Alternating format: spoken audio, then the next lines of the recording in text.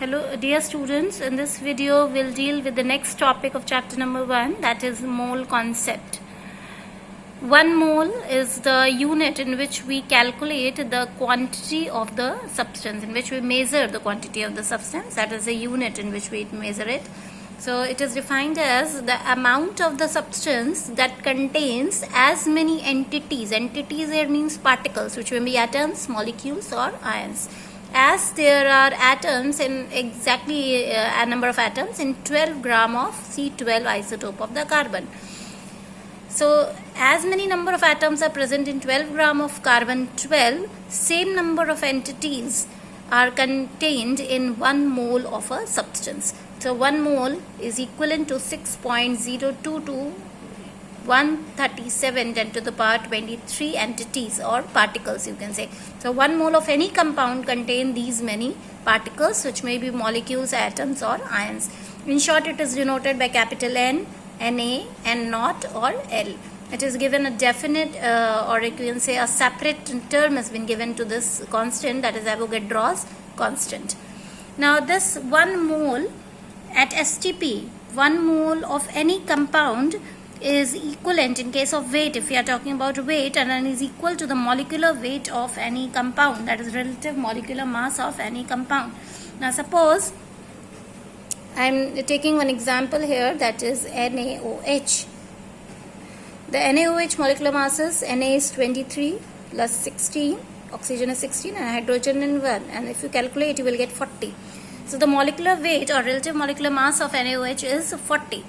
So 40 gram is the weight of NaOH, and 1 mole at STP is equivalent to the 40 gram of NaOH at STP. That means 1 mole of NaOH is equal to 40 gram of NaOH in case of weight. If we are talking about weight, and it will be equivalent to 40 gram. Similarly, molecular weight of different compounds are different, so 1 mole of different compound will be different in case of weight or when we talk about the weight.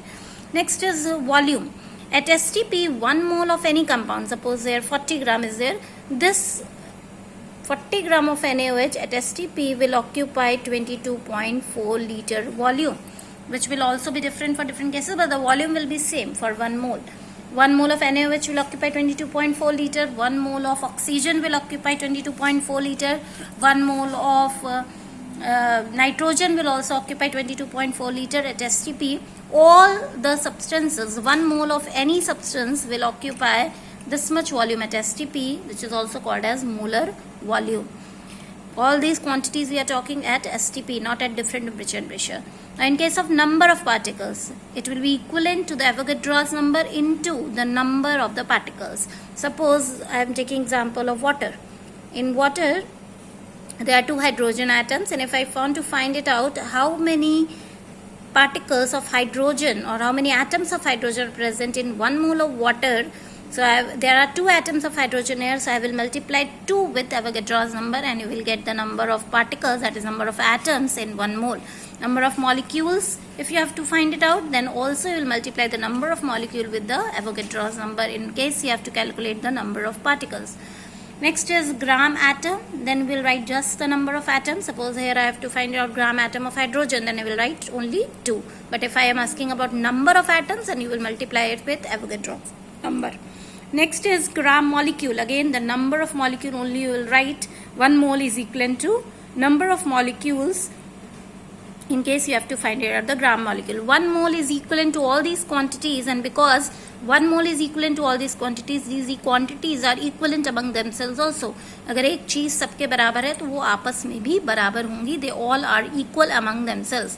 So 1 mole is equivalent to all these quantities and these are equivalent among themselves also. Now how to calculate or how to do numericals based on this data given here? Suppose you have been given to calculate the number of atoms in 52 moles of argon. Any quantity can be given, one quantity can be given and the other will be asked to you. Now here moles are given and you have been asked the number of atoms. So I know that 1 mole of argon is equivalent to Avogadro's number of atoms.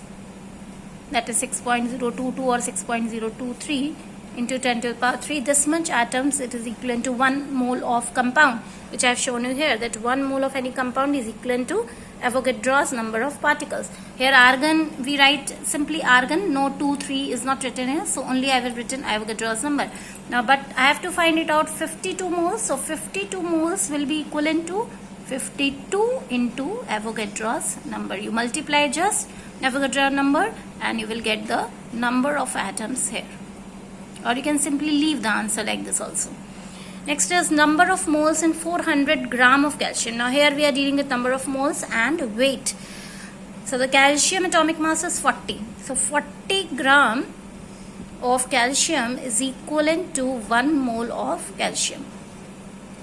Again, calcium is written, it is monoatomic, it is written as it is. So 40 gram of calcium is equivalent to 1 mole.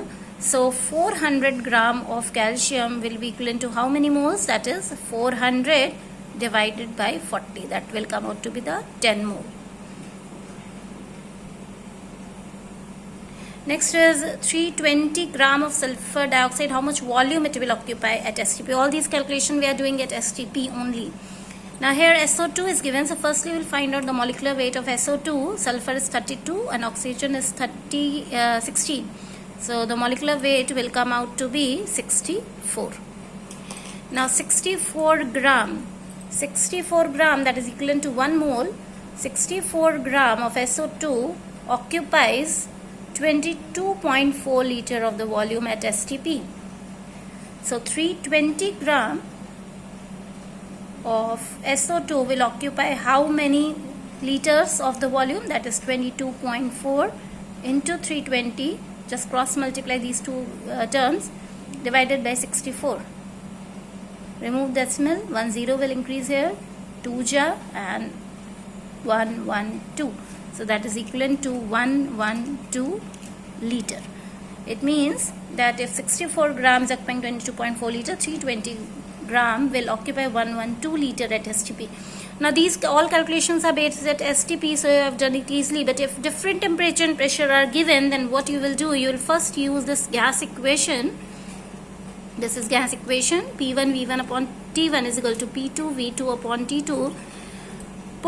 Take out the volume at STP and taking the temperature and pressure that is given to you in your question. By using this formula, you can calculate the volume at STP and then you apply all these data, then you use all these data given and take out the quantity given. In all these questions, so one quantity will be given to you, any one quantity will be given to you, and one quantity you have to find it out. And the STP values you have to know on your own. So by knowing the STP values, you can easily calculate the given unknown quantity. In the next video, we'll deal with the laws of chemical combinations.